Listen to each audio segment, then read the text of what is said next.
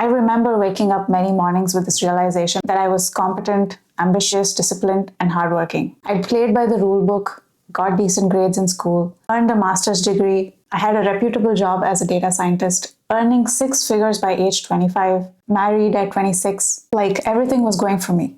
I was settling down. I'd made all the smart choices and built a respectable life for myself. From the outside, my life made sense, aspirational even. But internally, something was feeling off very deeply. So the question that kept running in my mind was this: if I did everything right, where did I go wrong? I wasn't failing. In fact, I was functioning at a high level, and that's what made it confusing. But there was one problem. The gap between what I thought my life would feel like and what it actually felt like had become impossible to ignore. If you also feel like you're in survival mode right now, like how I was a few years ago, where you know that nothing's technically wrong with your life, you're still performing and still delivering and meeting all expectations, but you know it doesn't feel right in a way that you can't quite articulate, then this video is for you. In this video, I'm going to share how I decoded my burnout, understood what was actually causing it beneath the surface, and how I figured out how to move through it. And maybe that helps you reflect on where you are in that process and what might need to change next, because I don't think burnout is random anxiety. It's information. We just need to learn how to interpret it. If you're new here, hi, I'm Kriti. I'm a data scientist by profession, and on this channel, we decode the psychological frameworks for lasting change and also talk about practical strategies for ambitious 9-to-5 professionals looking to sustain high performance without burning out. And just as a side note, this perspective is for educational purposes only, and it isn't meant to replace professional help, especially if you're dealing with severe burnout. Okay, so here are the stages of burnout that I've seen from my own experience. Watch till the end, because if you recognize yourself in any of them, there are practical insights you can actually take away from this video. I've also linked some resources that personally helped me in my journey down in the description below that you can use after watching this. Your body usually knows before you do. Looking back, when I was approaching burnout, there were physical signs. There was tension in my body that I couldn't explain, mental fog, my skin was breaking out like never before, and I had a sense of restlessness that followed me even after I'd bagged all the achievements that were supposed to feel satisfying. And I actually got a bunch of medical tests done, and nothing was medically wrong. Knock on wood. Except I had a vitamin D deficiency. So that's something that I take seriously now, but everything else was normal, but something was still off. So I looked this up online, and apparently there's increasing research about how chronic psychological stress can manifest physically when it isn't processed or healed.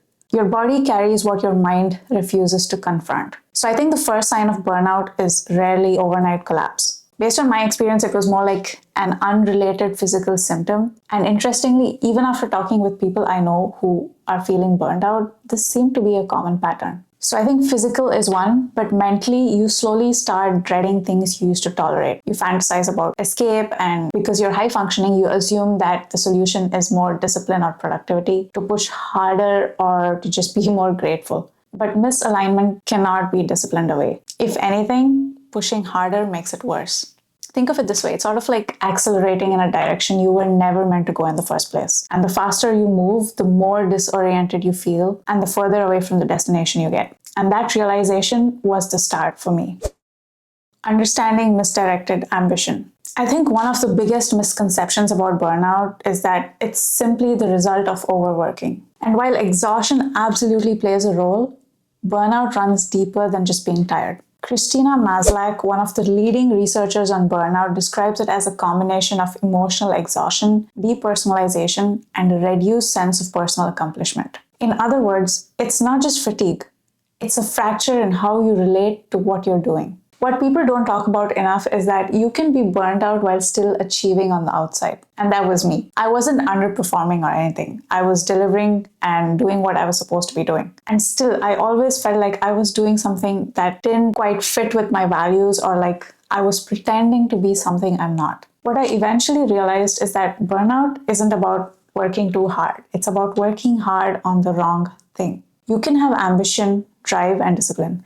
But if your ambition is pointed at a mountain that was never truly yours to climb, eventually your system will resist it. And I think the most destabilizing part of this realization was my identity was completely fused to the thing that I was doing that wasn't aligned with my values. i.e., my job, my credentials, and my earning capacity. If I let all of that go, then who was I? And that question feels threatening as fuck. I read that in psychology, this stems from something called identity foreclosure, which happens when someone commits to an identity without fully exploring whether it truly fits them. And often it's based on expectations, rewards, or external validation. Survival mode often looks like identity foreclosure. You choose a path because it makes sense, because it's respected and accepted. But over time, you forget to ask whether it still belongs to you until you start noticing the symptoms. Resentment. Okay, this is hard. So by now you get the sense like something in your life is off and you're questioning why the success you worked so hard for doesn't feel like you imagined it would. And suddenly you notice a type of discomfort or envy creeping in when you see other people living it or taking unconventional paths. And this is subtle, but maybe you start telling yourself that every job has its downsides, or that fulfillment is simply unrealistic, that this is just adulthood, or the grass is just greener on the other side. Trust me, I've been there. But this narrative only lasts so long, until the problem you're avoiding just keeps creeping up. And the more you ignore it, the more resentment builds up. Your brain is basically rationalizing and trying to keep you comfortable by telling you that you're overreacting, that you should just be happy. But maybe you're not. Maybe there's something there that's worth looking into. And I also made a video on this inner critic that keeps you stuck whenever you try to make a change in your life, and you can watch that video after this one. I'll link it here above. Okay, so coming back to the point. So what happens after you notice there's some kind of resentment building up? Identity threat or ego dissolution. Here's the thing. Let's say you do try to make a change, overcoming all these internal narratives. This is where it gets psychologically intense. When your identity is fused to external achievements, even questioning these things or confronting the truth about how you're unsatisfied and how you now need to do something about it feels like an ego or identity death. My job wasn't just my work. It was proof that I was intelligent, capable, respectable. So when I started realizing it wasn't aligned, it didn't just feel like a career issue. It felt like I was losing myself. What had I worked so much for? And if I let this identity go, now I have to start all over again and find something else. It just doesn't make sense. So when you're in this process, you can start pulling away internally, and it may be easier to default to your old mode of being, which can keep you stuck. Like you might be telling yourself that it's okay, that it's not so bad, and that you should be more grateful. This can keep you stuck in that cycle of burnout. Now, here are some practical ways that you can start to slowly pull yourself out of that rut, things that personally worked in my experience. So I always like to follow the notion of first principles, going back to the basics. Like the answer is in stage 1 and 2 itself. Rebuilding your confidence, identity, and self-trust through the body, mindfulness, and reflection. Because it started with the body for me, the body was where the healing needed to begin. And I realized that you simply can't go wrong with starting to take care of yourself through fitness, which is also why I talk so much about fitness on this channel. You can watch this playlist here to see how you can get started today, making it a sustainable habit without getting overwhelmed by fads. Anyway, coming back to the point. So the gym became a space where I could confront my inner conflicts and resistance physically while disentangling myself from old stories mentally. Because when you train consistently, you prove to yourself that change is possible. In fact, research on self-efficacy consistently shows that the experience of self-mastery is the strongest predictor of belief in your own ability to adapt and grow.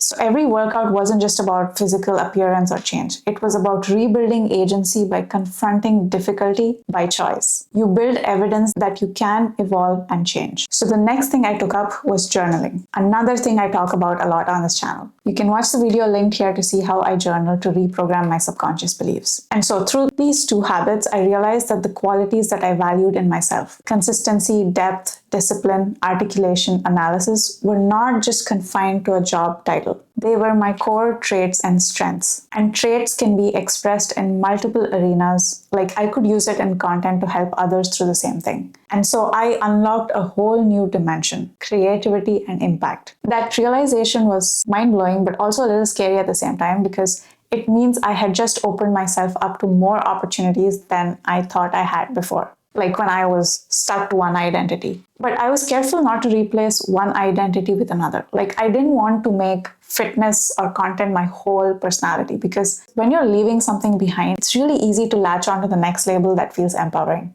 And I think the lesson I took away from this whole process was that to stop reducing yourself to a single external role. And the other important part here is to also be open to experimentation, be open to failing, and just exploring other interests and discovering yourself through them when you're recovering from burnout. Like, you need to focus on expanding your range. And in doing that, I wasn't rejecting my past, I was learning to integrate it. Analysis, psychology, fitness, creativity, they're not fragmented identities. They're expressions of the same core. So looking back, even though it felt like it, burnout wasn't the end of ambition. It was the correction of direction.